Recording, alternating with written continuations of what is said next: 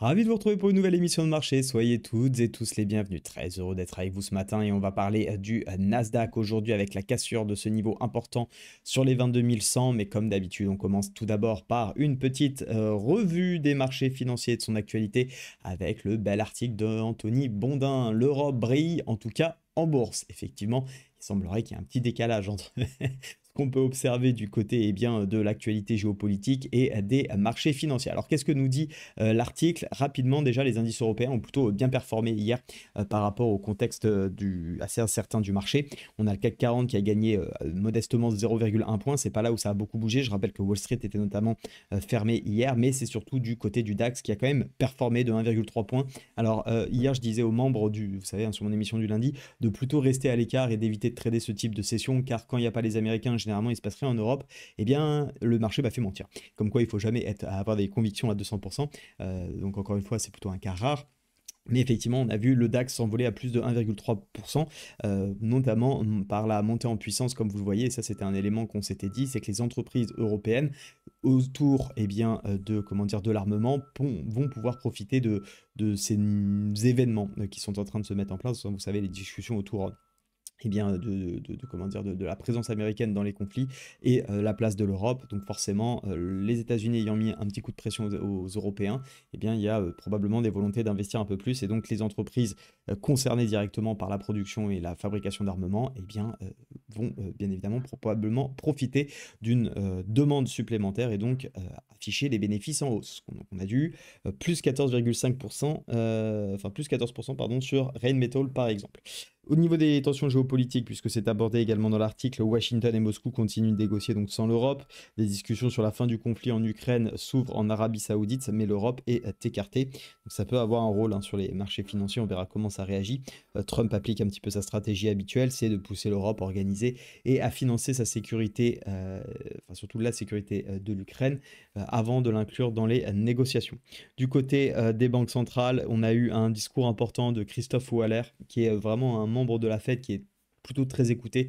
Il a un poids dans les décisions et il a laissé entendre qu'une baisse de taux serait possible à un moment donné en 2025, mais tant que l'inflation n'est pas clairement sous contrôle, il préfère maintenir les taux stables. Autrement dit, je parle pour pas dire grand-chose et maintenir un petit peu de tension sur les marchés. C'est un peu ce qu'on peut retenir. Concernant les résultats d'entreprise aujourd'hui, on aura Capgemini, Arista Networks, Medtronic et Occidental Petroleum qui viendront publier, donc bien évidemment, des news importantes à surveiller. Du côté du calendrier économique de mémoire, c'est assez calme cette semaine dans l'ensemble. On va juste valider, toujours important de ne pas rester sur des a priori.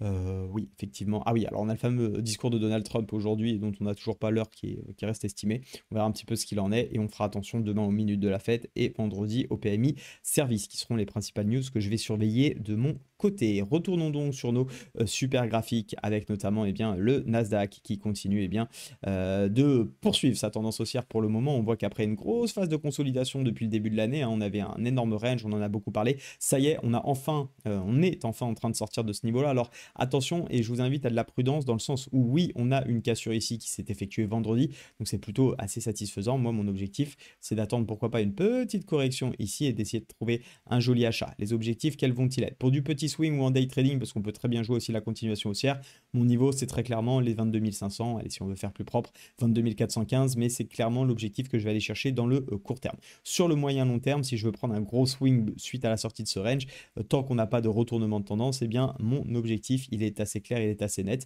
C'est tout simplement l'objectif de ce drapeau. Hier, on a fait un coaching sur les figures chartistes de continuation et c'est également grâce à nos configurations, un gros drapeau qui s'est mis en place ici, je vous le montre, hop, ce drapeau, accélération haussière, on a la jambe, la consolidation, et bien on essaye de reporter l'objectif et tout simplement on arrive sur ce joli drapeau. Si jamais on a une correction, une réintégration du range, bien évidemment je ne vends pas pour simple et bonne raison qu'on n'est pas dans une tendance baissière pour le moment. On pourrait effectivement très bien ici avoir un échec de cassure et réintégrer, mais dans ce cas là je préfère simplement rester à l'écart. Vous connaissez ma chanson, trader dans ces ranges quand on voit l'incertitude par exemple de ce mouvement là, c'est très compliqué de toute façon d'aller choisir, d'avoir des beaux trades avec des beaux RR sans prendre trop de risques et avoir des SL trop agressifs.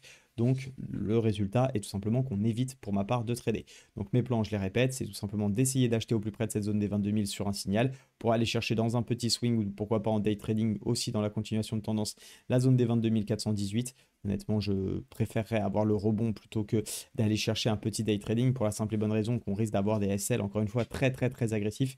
Et c'est pas trop ma façon de trader. Je préfère avoir des setups d'invalidation technique propres plutôt que essayer de choper un dernier mouvement, une dernière accélération qui pourrait être donc ce niveau. Sinon, l'objectif moyen long terme, c'est les 25 000 en objectif. Bien évidemment, on peut aussi s'appuyer sur des points pivots pour essayer d'identifier les gros objectifs de cette semaine. On aura également le niveau ici des 22 479, qui est un objectif qui nous intéresse, bien évidemment, puisqu'il vient aussi se coupler quasiment au niveau de dernier point haut ici que nous avons. Donc tout ça est à surveiller. Je finis juste cette émission parce que sinon on va encore me dire que je fais de la pub, mais malgré tout, il y a un moment, je pense qu'il faut être fier aussi des membres que l'on accompagne. Je voulais juste féliciter Joseph qui m'a rejoint en décembre, qui a validé son top step 150 000 en fin janvier, début février, et on est le 18 février, il fait déjà son premier payout à hauteur de, comme vous pouvez le voir dans son mail, 4 723 euros, donc c'est vraiment super. Je vous ai remis dans mon canal Telegram le lien pour vous inscrire si vous souhaitez échanger avec vous pour découvrir mes accompagnements. Moi, je vous souhaite d'être prudent sur les marchés. Je vous retrouve ce soir avec un live à 19 h sur mon nouvel outil que j'utilise, Investing Pro, pour détecter des super opportunités d'investissement. Si ça vous intéresse, vous êtes les bienvenus. C'est un live qui est ouvert à tous. Ça sera sur la chaîne à 19 h. Belle journée de trading à toutes et à tous. Soyez prudents. Ciao, ciao.